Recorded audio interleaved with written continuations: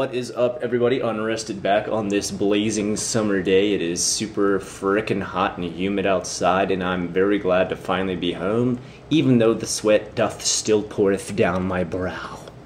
Okay, let's hit off this JFAQ12 with questions that we've got here on the Unrested JFAQ fan page on Facebook.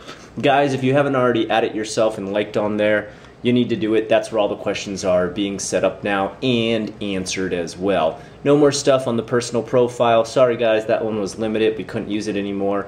We've switched over to Unrested JFAQ fan page on Facebook. I'm going to put a link once more in the description below.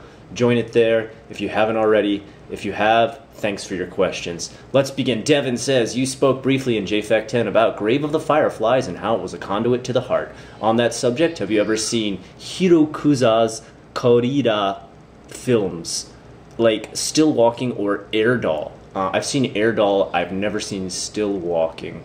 I'm not sure if you've touched on the past in this, but may you suggest any type of movie of this caliber that is this heartfelt and this rich? It would be much appreciated. I guess for dramas, like really heartfelt dramas, Aku no Kyoten was not really a drama, more of a horror, but man, it'll pull at your heartstrings when that guy starts killing people in the high school.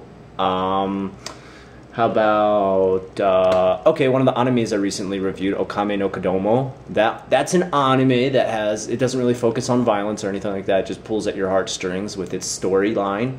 I mean, at the very beginning, it already starts to make you want to break down with the death of the husband. Most other recent ones that I've watched, oh, this is hard.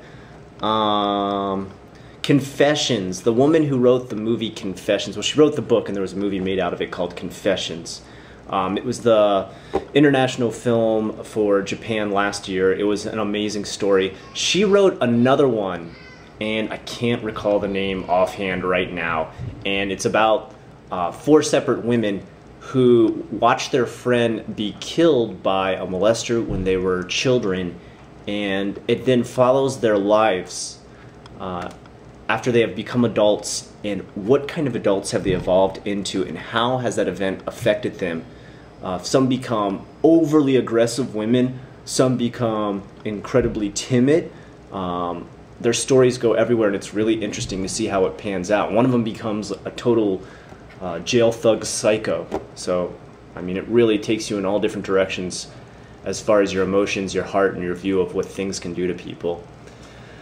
Bjorn says, in your last video you said you liked Sweden. As a Swede, I would like to hear more about this. Would you please tell me more about what you like about this cold, rainy country? Overall, the way the government is set up in that country, I actually have a friend who lives there right now, and he's told me quite a bit about how the whole government system works, how immigration works over there, how marriage can work, and how kids are taken care of in school, for example.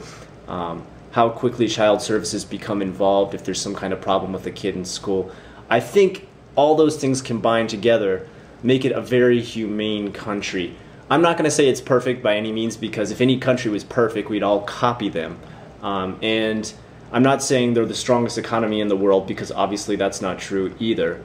But I just, in my eyes, in my mind, in my philosophy, your humanity should come before anything else. And I kind of feel like Sweden is on the way to doing that.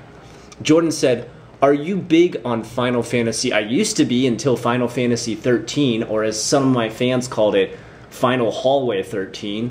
If so, what are your favorite games? I'm more of an old school guy and more of a DS. I really like that DS Final Fantasy game, Wings of something or other. I can't remember right now, but I played all the way through it and beat it and had a good time. That was a lot of fun. Ahmed says, what do you think about corporal punishment and the education of children? I don't mean punching kids or kicking them or something like that, by the way. Well, corporal punishment does mean hitting kids to punish them.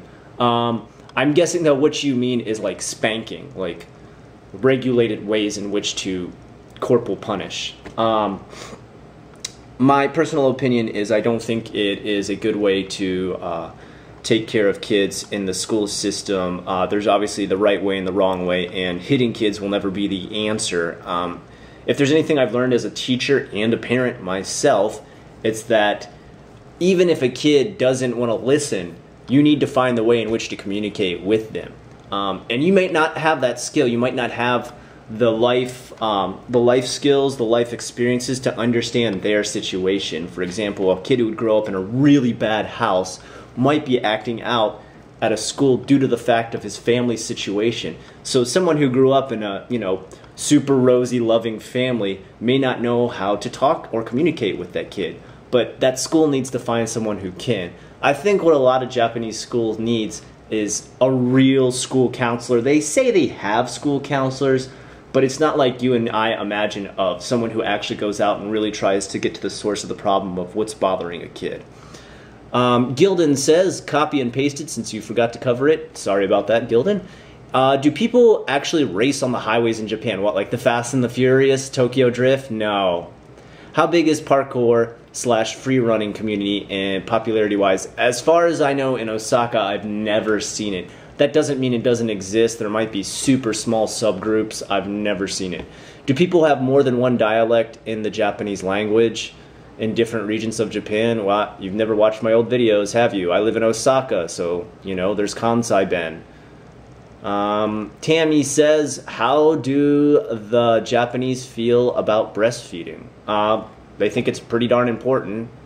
How about in public? Yeah, you can breastfeed in public. Obviously, you have a special shirt that you would do it with, or you have a draping kimono type setup that would let you do it. Are there places in stores or train stations to be breastfed? It's not really needed. There's actually a sort of, it's not a kimono, I'm sure it has an actual official name that I've never learned because I've never been a pregnant woman in Japan. And it folds out over the baby, even over the shoulder bag that you would be holding the baby in, and allows you to breastfeed without obviously exposing your breasts to the public. Many women do it. It's not a big deal here in Japan. Chie says, if a gaijin is engaged and her/his fiance is Japanese, do you have a traditional Japanese wedding or a Western style wedding? That is entirely up to the couple. Both still exist. Both still happen. Do arranged marriages still happen in Japan? Yes, they do, but not quite as common anymore. Actually, quite rare. Emery says, last time I asked for an introduction of your cat, but you kind of skipped over that part. How could I introduce my cat? It's an idiot. Let me introduce my cat. My cat is an idiot, and he's not here because if I tried to call my cat, he would just say meow and wander off around the house. So that's an introduction for my cat. Well, anyway, I was wondering why several of your earlier videos are numbered out of order relative to the upload dates. It just happens over time. Also, they were never always JFAQ. That's maybe something some of you might not know 240 plus videos later. My beginning videos were not called JFAQ. I actually had original videos called Street Japanese. My very, very first 5 videos had no talking in it at all. I just filmed stuff and put music over it, and it wasn't very good. If you ever go back and watch JFAQ1, you can see what a loser I was back then with how I did this. It was pretty bad. Obviously, as things evolved, JFAQ evolved with it, and instead of leaving you a bunch of different playlists to go through, I just made them all called JFAQ. What are the pros? I'm sorry, Ethan says, what are the pros and cons of going to Japan as a quarter Japanese person with a Japanese last name? Well, Ethan, you're in luck. I live about 5 floors below a quarter Japanese guy who I'm friends with. His grandmother was Japanese. I guess plus side was he already knew a lot of Japanese when he came here because his grandmother had taken care of him and spoken to him in Japanese. So he learned the language really fast. His was a little bit broken when he first got here and pretty much living here fixed his Japanese. On the downside, he has very Asian features. So if you tend to have Asian features no matter where you're from, it could be Vietnam for that matter, you still look Asian. Japanese people tend to expect you know a lot of the disciplines, traditions, and etiquette of Japan. They may even think you already are Japanese and ask you a lot of stuff in Japanese. So that's happened to a lot of my friends. I've had people come here who are Japanese American and they look 100% Japanese and they said it's very hard. Okay, next is Zoe. She says, what's your opinion on Rosetta Stone? Would that be a good start for someone trying to learn basic Japanese speech? Two key words that I can already read here in this question that are perfect: start and basic Japanese. That's all that Rosetta Stone is good for. If you're just starting and you only want to learn basic Japanese, it's not going to really teach you how to talk Japanese. It's going to teach you the most basic aspects of the language, and you can go from there. It's a good stepping off point. That's about it. No one's going to become fluent on Rosetta Stone. If you can become fluent on Rosetta Stone, I don't know how you've done it. You would have had to read books alongside it with a lot more vocabulary because Rosetta Stone is too basic. Danica says, in the US, we have a huge problem with teenage pregnancies. I'm curious if this happens in Japan as well. I would guess that it's probably not as common. If that's the case, do you think it's largely due to cultural differences? Thank you. It still does happen in Japan, obviously not as bad as America. Recently, it's actually dropped even more due to the fact that we have way low childbirth rate. It's dropped by 9% overall. That's everybody having babies in Japan, and our population is plummeting. At this point, we could use some unexpected pregnancies. It still does happen in Japan, actually, and I mean, like I said, it's not as common as America, but I'm just repeating myself at this point.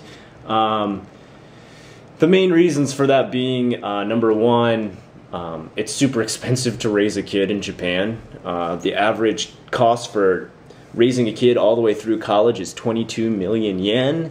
So it doesn't happen as often because people do realize what the costs are most times. All right. Are there any online sources that you personally recommend for learning things about Japanese history? I don't really like to use a lot of online sources due to the fact that they can be manipulated. I tend to read a lot more books when it comes to that. Now, I do use a Kindle, so that's kind of like still reading online because you buy the books online. In the Eyes of Defeat was one of the best Japanese history books I ever read about how Japan recovered from World War II and they built themselves back up. So that's one I would recommend. John said, what is the most polite way to get a Japanese person's attention on the street in case you need directions or something like that?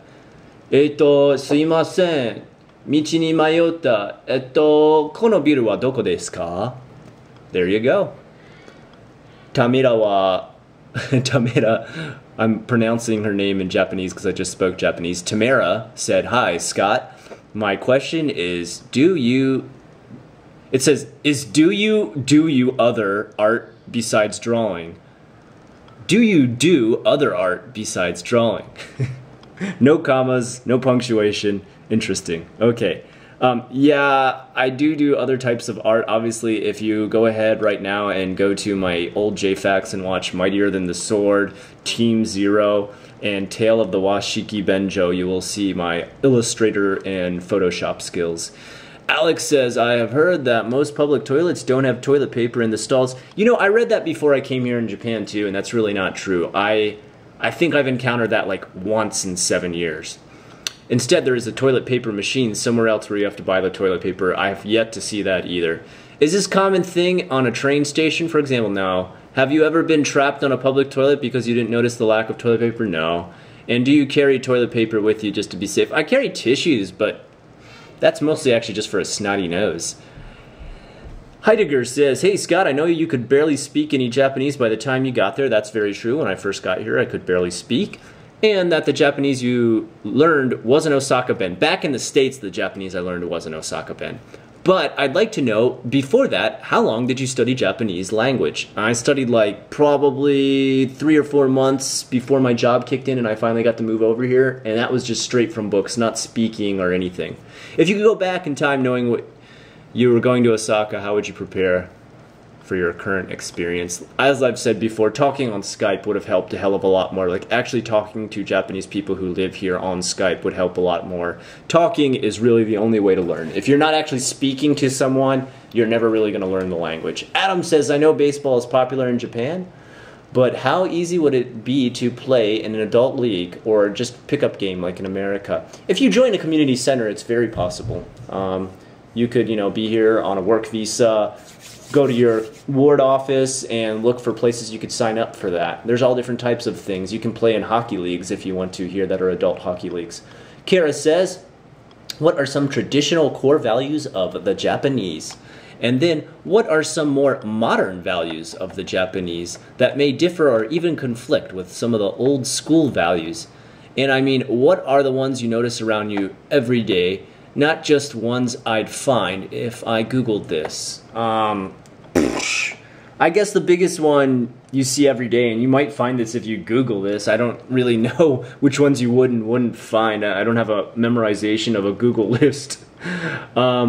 Is the gambate or the gamansuru attitude, which means no matter how annoying something gets or how hard something gets, you just shut up and do it. And I think that's one thing that a lot of Americans take for granted. For example, as far as work goes at a job, if a job becomes too hard, they'll say screw this and just not do it sometimes. Whereas in Japan, that's highly unlikely. Most times they're going to gamansuru or gambate through it and push through no matter how many hours they've been asked to work, how long they've been asked to work, how many days they've been asked to work, or how impossible the project seems. As far as more modern values, I'd say, you know, values have been installed here for decades upon decades, if not hundreds of years. I wouldn't say a lot of modern type values are kicking in that overtake the old ones. Perhaps technology brings about new forms of old values, but for the most part, tradition is tradition in Japan, and it sticks around for a very long time. Zach says, hey Scott, I'm a really big fan of your channel. I really look forward to these Facebook JFAQs. My question is about the most popular foods in the Osaka area. Takoyaki, omonomiyaki. Those are obviously our two big ones that we're known for, takoyaki especially. Also, I hear a lot of people ask you about what is missing in Japan as far as Western restaurants or businesses. I was wondering how you think an authentic ramen place would do here in the US if it was done right. If it was really done right and you had like a pro cook who had been studying ramen juices and stuff like that for, you know, a decent decade underneath a senpai, I think it could do pretty good, like maybe in New York where people are open-minded.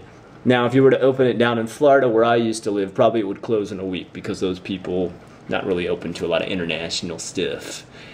Brianna says, have you met anyone who's taller than you in Japan besides the gaijin? Yeah, I've met plenty of Japanese people who are taller than me. It's not totally insane. It's not common though. Louise asks, what do you think about enka music? Yeah, those of you who don't know, enka music is like Japan's country music. It's that stuff where they're like that. Do you like it? Does your wife like it? Nah, we both not really that into it. Do they play it mostly in mom and pop shops? They play it mostly in like obachan shops, like old lady shops. Like old lady and old men are like the only people who listen to that stuff really. Richard says, I am looking to move to Japan after college, after saving up some money first. When I get to my house, should I bring my neighbors gifts? That depends, like, is it a house or is it an apartment? If you're moving into a nice neighborhood, yeah, that would be okay. If you're moving kind of into an inner city apartment, people would probably be like, what are you doing? I'd do it anyways, but I want to make sure if it's expected of me. It's not expected, unless it's like a really classy or more, I'd say, rural area where tradition is still strong. Jonathan says, not sure if you have any experience in Japan with the car culture. Not really, because I don't own a car. But is tuning cars and racing them on major highways still going on? No, not really. I've seen documentaries from option videos of some car tuning shops racing on highways very late at night at insane speeds. These videos I've seen are from the early to late 90s. Never seen it going on. I'm not really up at those times anyway to see anything like this happen. Sorry I couldn't be of more help. Kyle says, this may be perhaps a bit of an abstract question, but having lived in both Japan and America, does Japan feel smaller somewhat, even though you haven't visited all of it? Geographically, yeah, definitely. Definitely 100%. Japan could fit inside the state of Montana, so I was wondering if it felt different. Yeah, it feels like the funniest thing I think about Japan, people's concept of going a far distance. For example, someone will be like, man, I went so far this weekend. You'd be like, dude, where'd you go? And they'll be like, I went to Tokyo. It's 2 hours away. And I'm like, dude, when I was in America for the weekend, I would go from like you know, Fort Lauderdale up to Tallahassee, and that would be an 8-hour drive. And they're like, what? I'd be like, yeah, and I still didn't even leave my own state. And you're just like, wow, you have no idea like what a really long distance is. For them, they have a totally different concept of what traveling really far is. They'll be like, oh man, I flew all the way over to China. And I'll be like, dude, I came here 16 hours from America. So yeah, you would say your concept of space is, your space and travel time is very different from a lot of Japanese people. It's kind of funny sometimes. Brianna says, I'm sorry, not Brianna. Where are we at here? Stephanie says, hey Scott, you had mentioned you like the fact that people in Japan aren't pushy about religious beliefs and are pretty open-minded, and I was curious about how the Japanese people feel about people from foreign countries coming to Japan to promote their beliefs. They don't like it too much. For example, I had some friends who just came back from a 2-year LDS mission in Kobe where they tried to tell people about the LDS religion. Wonder how that went. And inform and recruit them. I am not LDS, nor have done one of these missions, but I was just curious from a Japanese person's perspective how people like this are viewed. They're viewed as annoying, just like in America.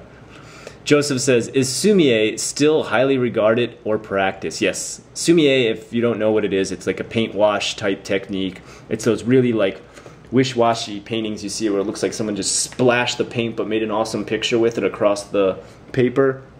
You know, there's still people who study under senpais to master that. There's still a master and apprentice relationship in which people are taught this. I would love to learn more about it sometime. I've studied a little bit on my own, but just from books. Okay, another name I'm probably going to mispronounce. Antanasia says, hi, I was wondering if in Japan the woman takes the man's name after marriage. If so, would it be frowned upon if non-Japanese women had a Japanese last name? No, that's fine. But it can also, the reverse can also happen. For example, my brother-in-law, all of his family has died on his side. He's the last person remaining of his family. So when he married his wife, my sister-in-law, he actually took her last name.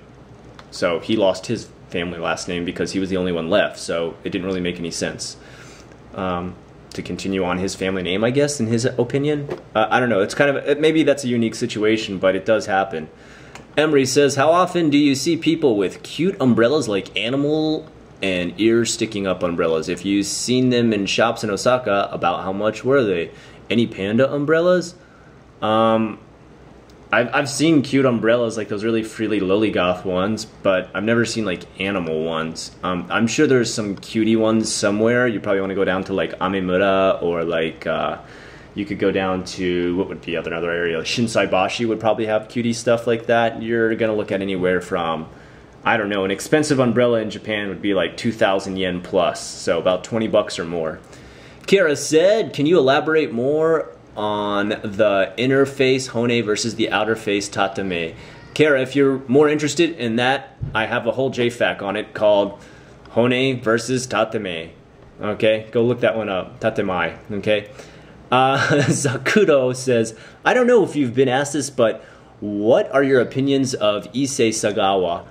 Also, what are the opinions of Japanese toward him, if you know? If you don't know who he is, could you please look him up? I know who he is. Issei Sagawa was, if I've got this completely correct, he was a Japanese guy who went to France to study literature for college, for a PhD.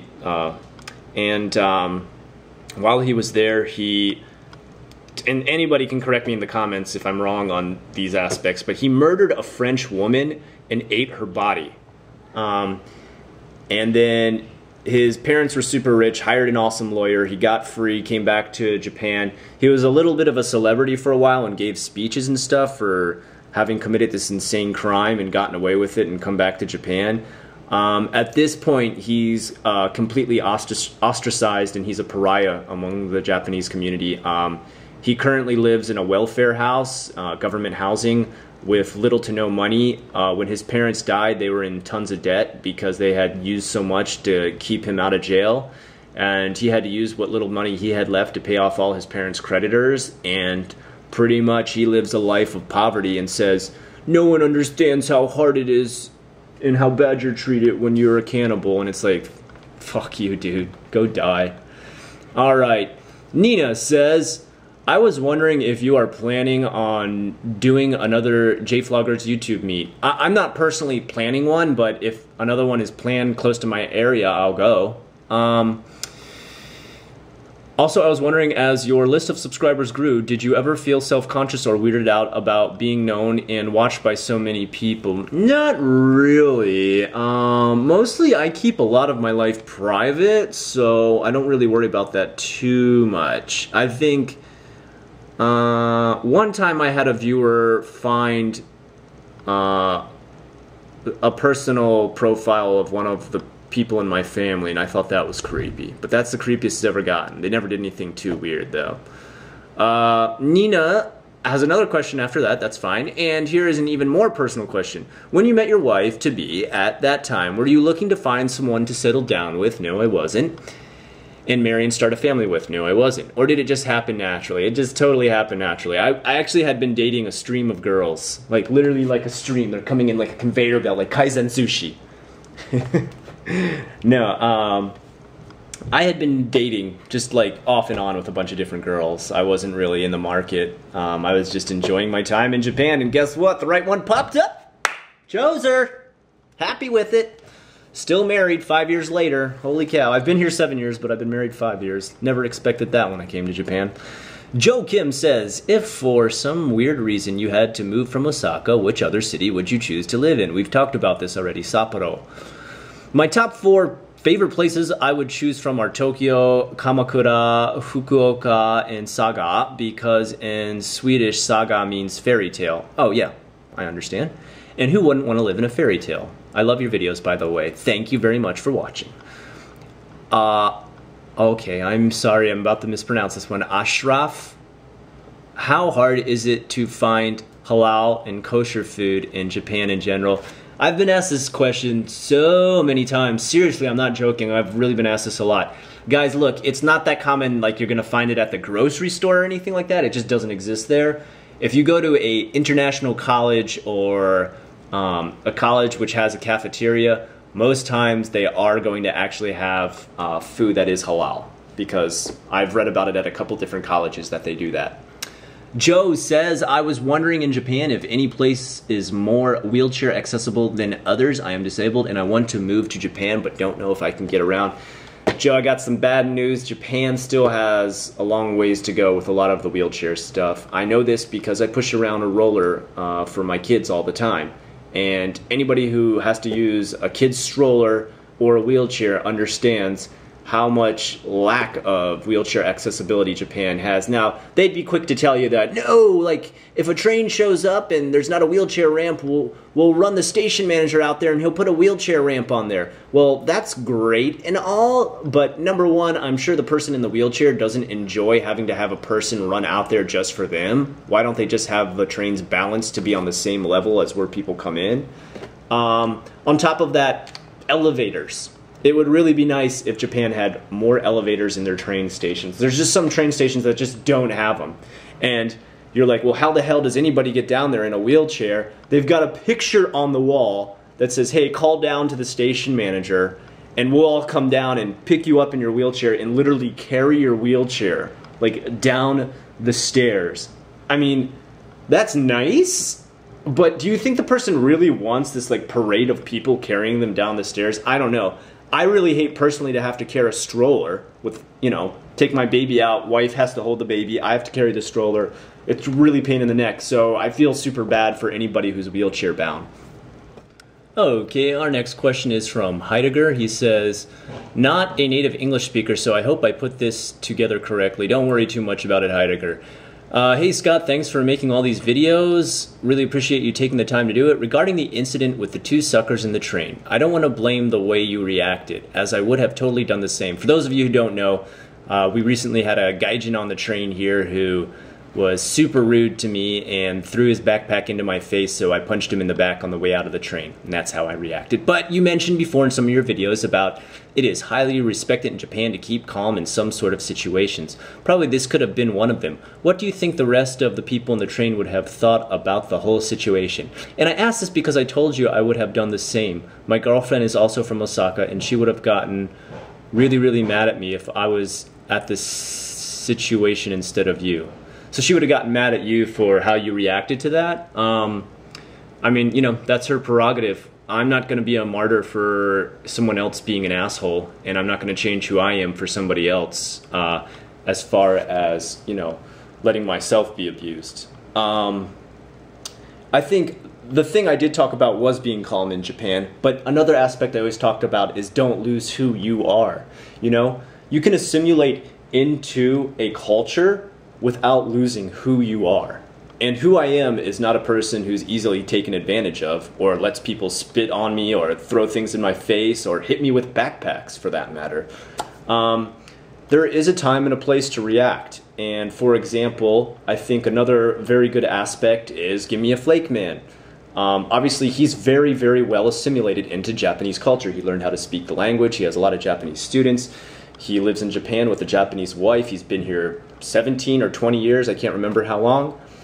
But when he sees a girl getting beat by her boyfriend on the street, he jumps in and stops it because that's against who he is. He doesn't support that. Well, I don't support people being fucking assholes on the train, and I'm going to step in and stop that because I'm not going to lose who I am, even though I enjoy Japanese culture. How did people react on the train? You really want to know? They didn't blink. They didn't look up from their phones. When I got up and hit the guy, old ladies sat down in my seat and thanked me for giving them the seat. They were super happy.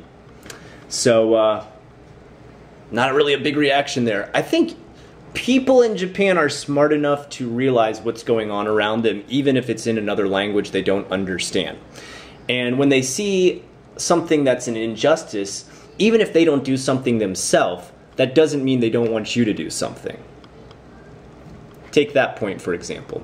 Allison says, I'm starting college this fall and I'll be majoring in studio art. I plan to get an English teaching job to get me over to Japan, but eventually I'd like to have a career in art. Are there enough jobs in art over there for me to do that? Any examples? Well, do you speak Japanese? Do you have a lot of networking outside of Japan that you can work with? Because if you can't network outside of Japan like I do, that's what I do. And if you can't speak Japanese inside of Japan, that's the other thing I do, then you won't have any connections. Allison says, can I do a variety of things, digital illustration, and she also says, also I understand the school you apply to will sponsor your work visa. The school you apply to will sponsor your work visa. They'll sponsor your student visa. They won't support a work visa because you're not working, you're a student. But if you change jobs, would your new employers sponsor you when you renew it? I think you're confused, Allison. If you go to a school, you get a student visa. You can work a little bit, but you can't go past a certain number of hours. That visa still, though, is a student visa. If you start a job, you get a job in Japan as a teacher, that is a full-time job, and the place supports you with a visa, they will give you a work visa. If you switch jobs after that, you're just switching to a work visa for a different place. Aaron says, I know that in your JFAQ Mightier Than the Sword video, you had a funny run-in with the Yakuza. But have you ever seen two rival Yakuza members fighting or causing trouble in the streets of Osaka? I have not seen two rival Yakuza gangs fighting each other. In the area I live in, it's highly dominated by the Yamagumi-guchi, and there is such a plethora of that clan in this area that no one else would ever try to, you know, come in here and take anything from their territory. It would be insane. I have seen bosozoku, and if you don't know what bosozoku are, it's pretty much the equivalent to Japanese bikers that are biker gangs here in Japan. I've seen them go at it sometimes and fight with each other because they fight over petty stuff. I mean, they're kind of like Yakuza wannabes, and eventually, when they get old enough, they usually do become Yakuza. But they're kind of like the tiny tykes, the junior Yakuzas, if you will. Alright guys, that was the last one. Aaron's question was the last one. Aaron, good way to end it. That was actually a pretty interesting question at the end. I enjoyed that. Okay guys, once again, great questions. These were summed up really well, guys. You did great this time with not hitting up a lot of flattery on there as far as that you like my channel. As I've said before, I really like that everybody enjoys my videos. That's why I do them. But you guys kept it to questions here mostly, and you didn't copy each other a lot. and you had almost all new questions. That was awesome, guys. Good job. Give yourself a hand. Let's keep this going on the Unrested JFAQ fan site. Until next time on JFAQ 13, I'm Unrested. This is JFAQ.